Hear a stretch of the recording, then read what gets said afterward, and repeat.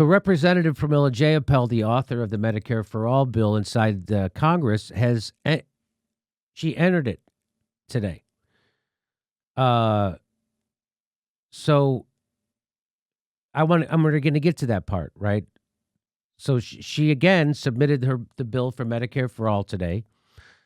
But as you and I both know, that's a performative act because there's no teeth behind it. Nancy Pelosi is not going to bring that bill up for a vote. And that's why we were encouraging them to force a vote. That's why it's called force a vote. Because now that you introduce this bill, Representative Pramila Jayapal, it's not going to get a vote because you're not doing it in a way that makes Nancy Pelosi bring it up for a vote. You're doing it in a way so that everybody can blame each other for it not happening. And that's why she's a politician. Everybody forgets they're politicians first, right? These people, they didn't get plucked out of a convent somewhere. These people are attracted to politics. Okay. So, and why is this important? I'm going to get to this part about her introducing the Medicare for All bill. Because a report just found that a third of COVID deaths are tied to the lack of insurance as Democrats reintroduce Medicare for All. That's from today, from Democracy Now! Nearly 537,000 deaths have been reported since the start of the pandemic. Millions of infections would likely have been prevented under Medicare for All system, says a study by Public Citizen. What? The Medicare for All bill, introduced by Congressmember Pramila Jayapal, has over 100 co-sponsors. President Biden has rejected Medicare for All, even though the majority of Americans support it. And if you don't like it, vote for the other Biden. So here's the tweet. She tweeted this out on March 15th. Medicare for All, that's it. That's the tweet. And what I'd like to say is, hey, you should tell your colleagues that. That's it. That's the tweet. Tell your colleagues that. Force the vote. That's it. That's the tweet. Ugh. Introducing and reintroducing a bill isn't enough. Not even close. You actually have to have a strategy to get a vote on it, and then you have to work that strategy. That's it. That's the tweet. I should have tweeted that, but what I did tweet was, after the moment to flex leverage and actually get a vote on Medicare for All has come and gone, Representative Jayapal introduces a Medicare for All bill. That's it. That's the tweet. Ugh. Where's the floor vote on Medicare for All? Says enough tweeting. Where's the floor vote? Tweeting is easy. Governing is hard. Whoa. It's not like she said we need a Medicare for All floor vote. That's the tweet. Get serious, doctor. He's talking to Dr. Fishbones. Whoa. It's not like she said we need a Medicare for All floor vote. She didn't say that, no. Solomon says, I'm happy to have elected the squad so they can tweet legislation into law. Name a single thing that the squad has gotten us that we wouldn't have gotten otherwise. You can't name anything because it doesn't exist. Tweeting is ours. Legislating is yours. Good talk. They could still force a vote and block every piece of legislation until this gets through if they vote together. But I think they've proved they aren't willing to do that. They aren't willing to do anything. That's called strategy. This guy has strategy. That's a strategy. I know. We all know this. These demands by tweet by powerful members of Congress are truly heartwarming for all those Americans who are going to die this year for the lack of health care, says Jared Peters. Being able to afford my medicine would be nice, but if we can't get more nice tweeters in office, then that's fine too. Let's just get more nice tweeters. Can we get more nice tweeters in office? Let's do that. Your colleagues are corrupt. That's what you should be tweeting. That's why we don't have Medicare for All. Your colleagues are corrupt. Someone says, Jimmy, I think someone laid the groundwork for an Easter egg in the bill that takes us back to a time when they had leverage for this bill to be brought to the floor. That's funny. Mm-hmm. That's now, if you remember what we did it yesterday, AOC did a video where she said there's an Easter egg in the bill, and the Easter egg was that it didn't forgive student debt, but if they ever do forgive student debt, the Easter egg is that you won't have to pay taxes on it, on a thing that you don't have. It's crazy. That's why that's funny. And so this is from Jacqueline. She's at Fab Socialist. This is my favorite thing, when people pretend not to know how things work. So they also go, hey, I'm for forced to vote, but I'm gonna pretend I don't know how anything works. You know, like Ryan Grimm did, right? Mm-hmm. Oh, I'm for it. But it was really for Pago. But really that for Pago. That was the thing that changed everything. Not that sexy, but still we got Pago. So everybody. this is my favorite thing. This is my favorite thing. Pretending in public not to know how things work when you know they know. So here it is. She goes, I really don't know what this means, Jimmy, because even if forced to vote worked, she would have also had to introduce her bill the same way. Wah, wah. And the point would be she didn't. That's funny that she doesn't know how it works. But let's see. But at the time we took this, 975 people had no trouble understanding what it meant, and 186 people retweeting it. And I'm sure it's much higher now. But she says, I really don't know what this means, Jimmy, because even if forced to vote worked, she would have also had to introduce her bill the same way. I'm going to nominate her for an Emmy for acting. It means that it won't be brought up for a vote because the leverage that she had to make sure that it was brought up for a vote was never used. That's why we called it force the vote. Because if you don't force a vote, Nancy Pelosi will never bring this bill up for a vote. So you had to first use your leverage on January 3rd to force a vote. But that's a lot more characters than I'm allowed to on Twitter. This is what I said on Twitter. It means that it won't be brought up for a vote because the leverage that she had to make sure that it was brought up for a vote was never used. So if they had used their leverage and secured a vote, then this would be exciting that she's introducing the bill. But since they didn't, it's just a huge letdown. And people understand that too. 126 people understand that. There you go. 89 people pretending not to know how shit works. Everybody else seems to get it. So now here's how at this point I wasn't sure if Jacqueline was bullshitting, if she was a bad faith actor. I wasn't exactly sure. I'm like, possibly she doesn't know what the hell's going on. But if she knows that, she has to introduce it, and then she knows what she's doing, right? She knows she's leaving out a big part that, yeah, she has to, of course she has to introduce it this way, but now there's not going to get a vote on the floor because they didn't strike a deal with Nancy Pelosi on January 3rd to get a vote on the floor. And if you know this much, so I'm like, all right, I'll give the benefit of the doubt. Maybe she doesn't know what she's talking about. Maybe she really doesn't know. And she's not a bad faith actor. But then you see this and you're like, then she says this. Factually untrue. She said that my tweet here, that it won't be brought up for a vote, is factually untrue. Well, that's just a lie. That's like Cenk Uygur saying that, Kevin McCarthy's going to become speaker. That's not true. That's a lie. So they're doing that thing. They're pretending to be for it, but it's giving you every bullshit, bad faith fucking reason why you can't. So she's like, factually untrue. And I supported force. Okay. I supported force to vote as I do now. Okay, Jacqueline. Okay. But I'm just getting everything wrong about it. Isn't that weird? I support it. I watch your show. I follow the people who support it, but I'm getting everything wrong about it. Isn't that weird? That is weird, Jacqueline. It would have had to be introduced, then go through committees just like this one. Unless Speaker Pelosi is willing to waive those rules, which I'm all in favor for, this is the same exact thing. Yeah, well, you could have got her to waive those rules if you forced a vote.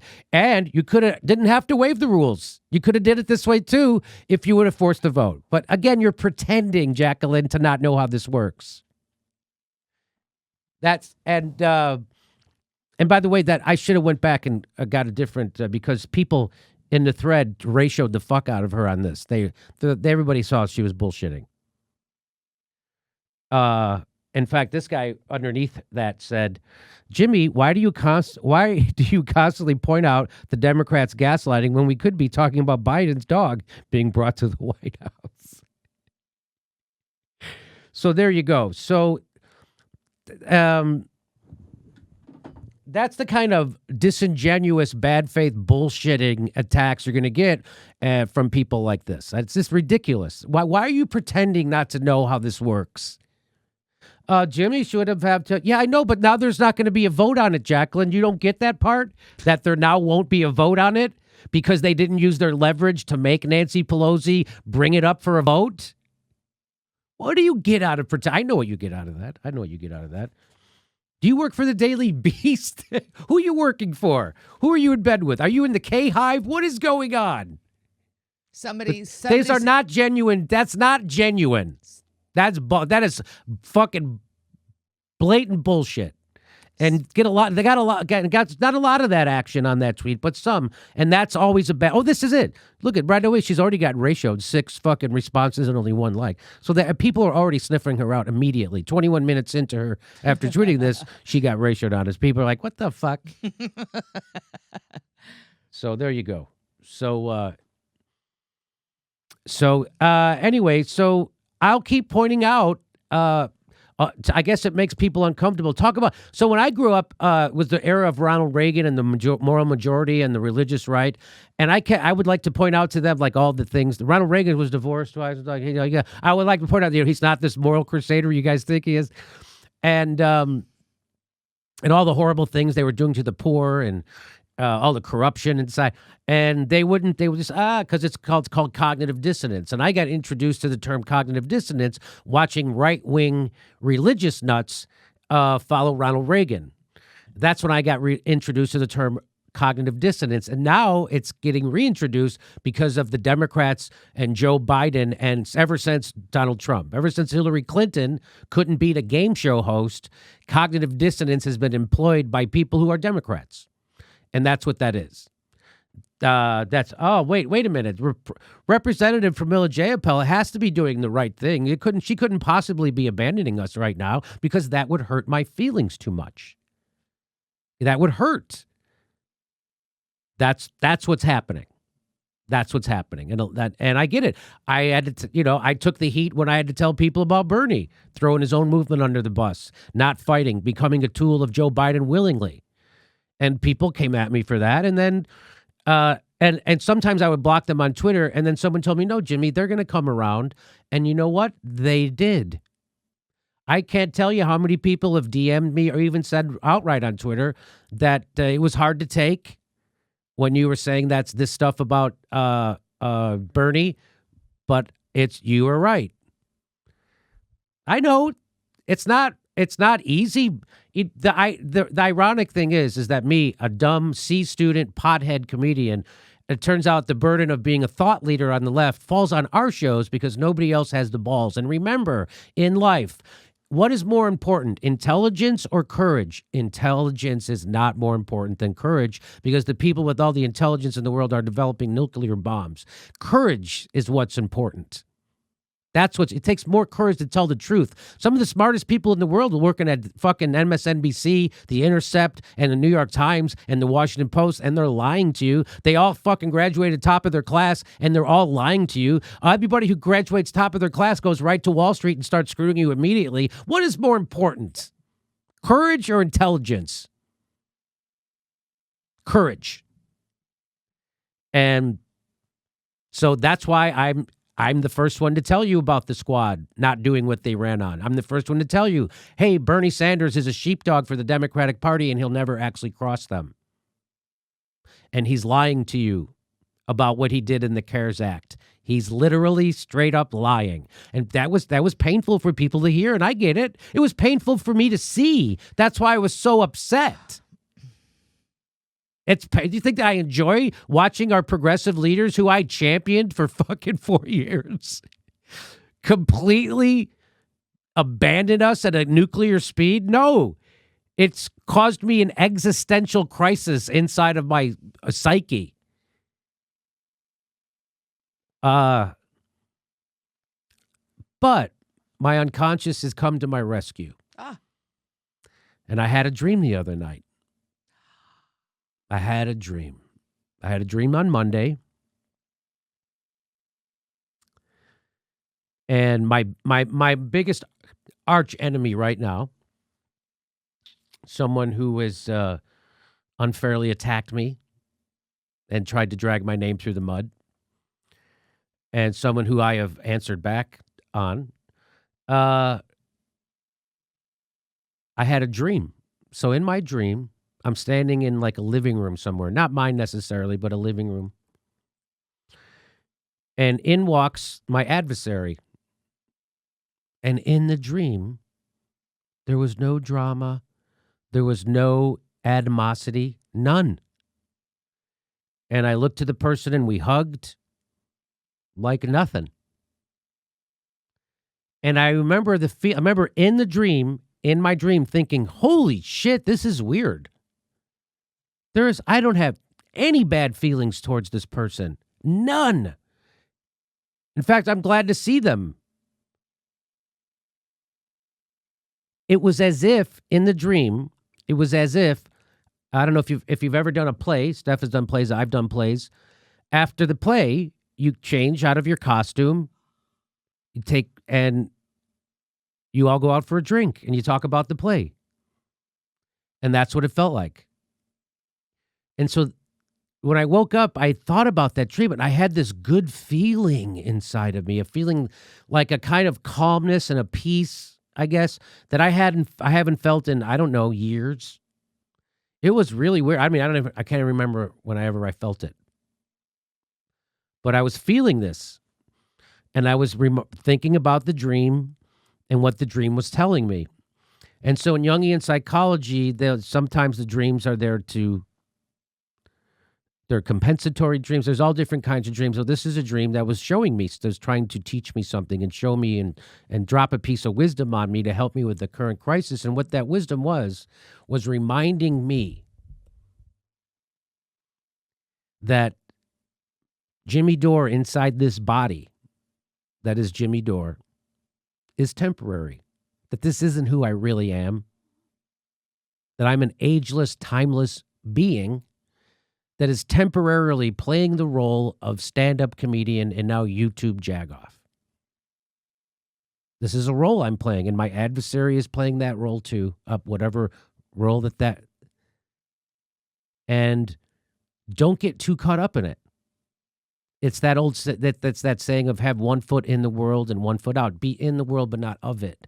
Ram Dass talking about having your center, having balance, having one foot in the world and one foot in the spiritual world. You don't want to have too much on any goal, so you get out of balance.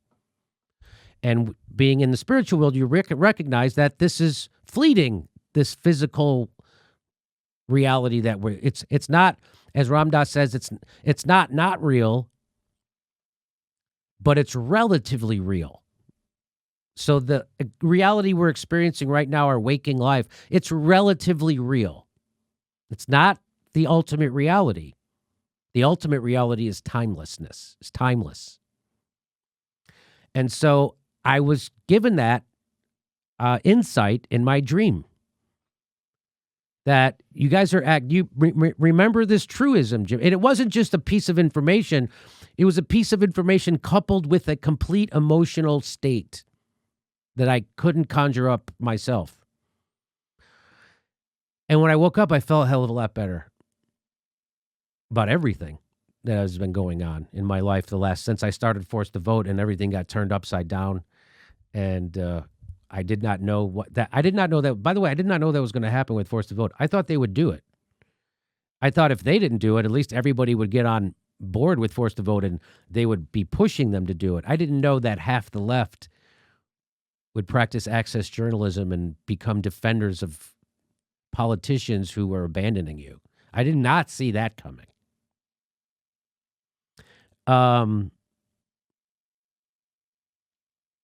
So yeah, so we happen to be thought leaders on the left. Hey everybody, this is the part where I tell you where all our live shows are, but there aren't any. And then this is why I tell you to join our premium program and get extra content, but nobody's got a fucking job. So just enjoy the video.